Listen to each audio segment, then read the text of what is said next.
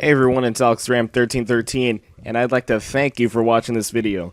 It's been a long time since my last video, and a long time since my last programming video, and I deeply apologize for the long wait, long hiatus. I have to blame school. School's been keeping me away, but luckily it's summer vacation now, so more time for YouTube. Woohoo! Today's video, I'm going to show you how to create an object, and how to use it in general. In my most recent programming videos, I've been showing you different parts of an object, but never really putting them together. Well, this tutorial, we're going to put it all in one. So let's create a new project, and I'm not doing this just for C#. This applies to pretty much all of object-oriented programming. Just to show you, I'm not going to do the fancy C# method, or C# way of creating a property. If you want to learn how to do that, I have a video on it. There's a link in the annotation somewhere right now. Alright, so create a console application. If you're on Java, you have no choice. Let's name it OBJ tutorial. Object tutorial. If you don't know what object-oriented programming is, it's basically fancy arrays. And you can do stuff with it. So, if you're on C# or any of the .NET languages, first thing you want to do in the main method, if this ever loads, type in console.read.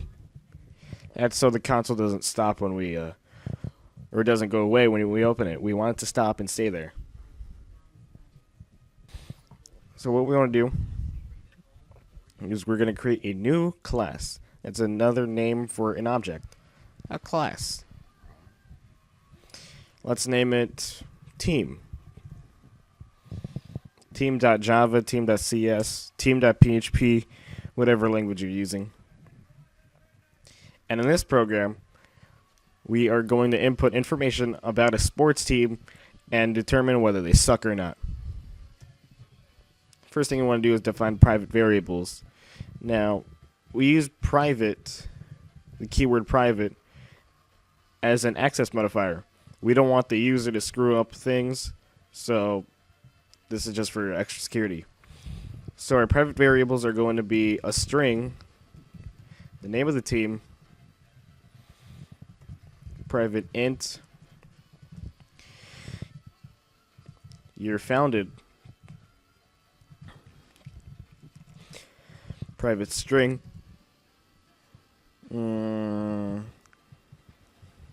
my stadium, and private bool does suck. No spaces in your variable names. So again, private is the access modifier. We don't want people to screw with it. This is a data type. String is a character array. Integer is a number. And boolean is true or false or 1 or 0. And these are just the names.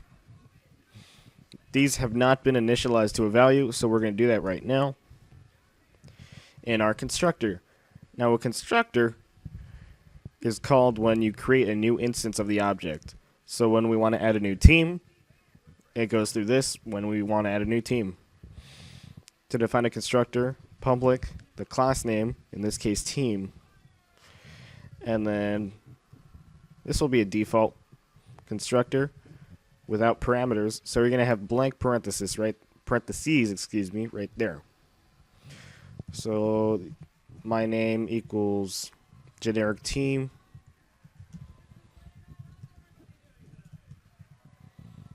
Actually, let's give it a real team name. San Diego Chargers.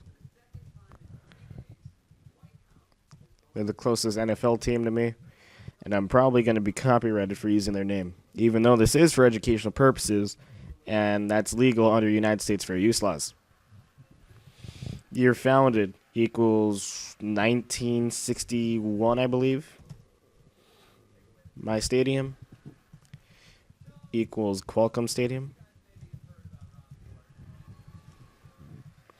And does suck because I'm so biased. They don't suck.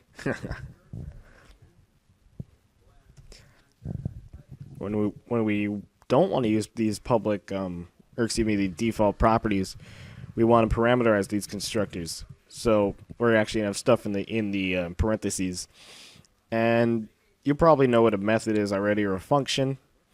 Functions typically have parameters to pass in. This is the exact same concept. So string name, int year, string stadium, and bool sucks. My name equals name. Year founded equals year. My stadium equals stadium. Stadium. And does suck equals sucks. And just to troll the team, let's do opposite of the sucks value. So let's say when we pass in Anaheim Ducks, 1993, Honda Center, false. Excuse me, true, because it's going to get the opposite of it. My name will be set to Anaheim Ducks. Year founded is 1993. My stadium is Honda Center, and does suck will equal false. Because we passed in true, it'll take the opposite of it. This is a whole other concept. I just want to troll people. Next thing we want to do, we might want to modify these properties. But we don't want to do it directly. Remember, we use private because we don't want people to screw with it. So let's screw with it using a middleman. Like I said, I'm not going to use the fancy C# method of making properties. If you want a video that I had the annotation, I might have it right now. I don't know. Now these properties in normal object-oriented programming are called getters and setters, and more technically called accessors and mutators.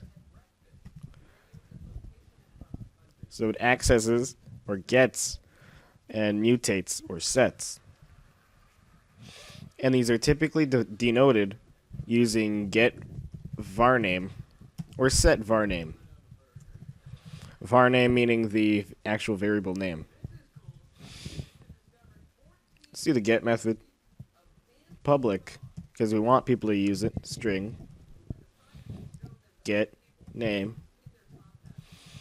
It'll be deparameterized, so nothing in the parentheses. And we will return the string because we want to get the string.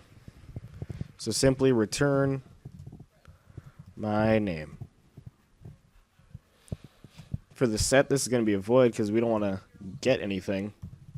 So public void set name.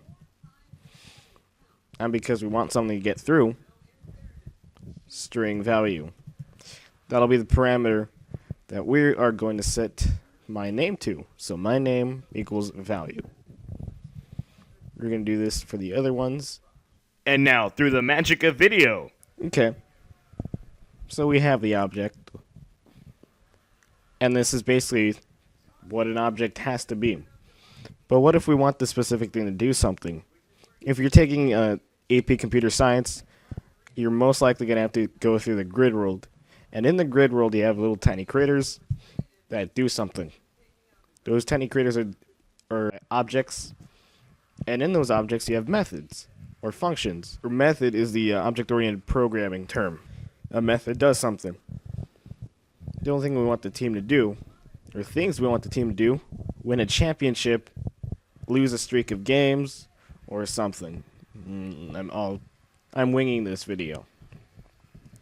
So public void win championship. That'll be deparameterized, and we don't want to return anything, but does suck equals false. They don't suck. They want something. Public void lose streak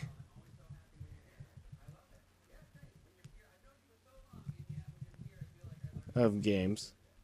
Int games. And let's say if games is less than or equal to 5, or greater than or equal to 5, then does suck equals true. And then public void, miss playoffs, deparameterized void, does suck equals true. Okay, so it does something. It does stuff. Cool. Let's go back to the program.cs or whatever the main class is. And let's create a new team. So, team. Anna Ducks for the Anaheim Ducks equals new team. Anaheim Ducks 93. Honda Center and true, which will result in a false because they don't suck. I love my Ducks. Then actually before that, team SD Chargers equals new team. Now this team will contain all the default values we set in the default constructor without parameters. The Ducks will be set to all these because we told it to. So let's say console.writeLine sdchargers.get name. So we're getting the name of the San Diego Chargers. And we should get San Diego Chargers when this loads up. Boom, San Diego Chargers.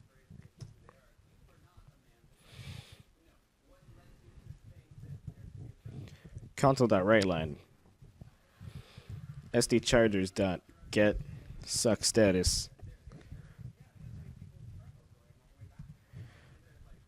False. They don't suck. Okay.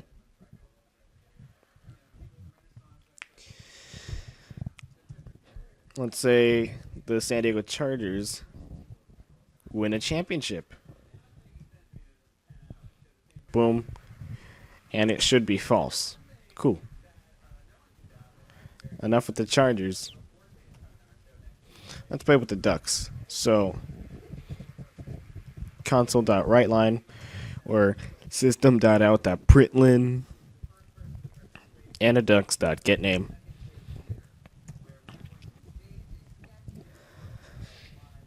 And there's the name of Anaheim Ducks.